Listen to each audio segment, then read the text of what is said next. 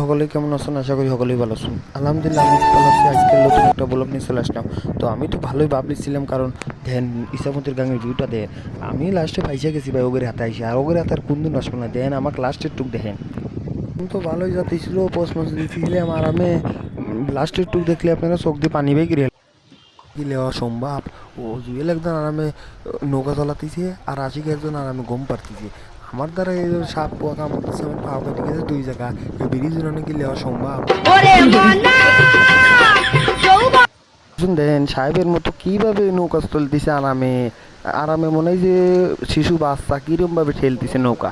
আমি এত মরতেছি, এক জমিদারের বাচ্চার বাপ দেখো, এটা আবার হুইয়ে মুইয়ে লেটে মিটে অস্থির বুঝছেন। আমিও তোর খাইটি মরতেছি, আর একজনের বাপ দেখলো হয়ে আসে, আমিও তোর খাইটি মরতেছি, ওটা আবার হুই পরাম দিতেছি। জমিদারের বাচ্চারা কত সুন্দর করে আরামে ঘুমাতেছে, আমি তোর চোদনে মরতেছি সাপ পর কামড়।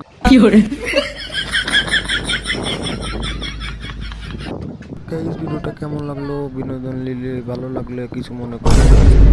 সবাই ভালো থাকুন, আসসালামু আলাইকুম।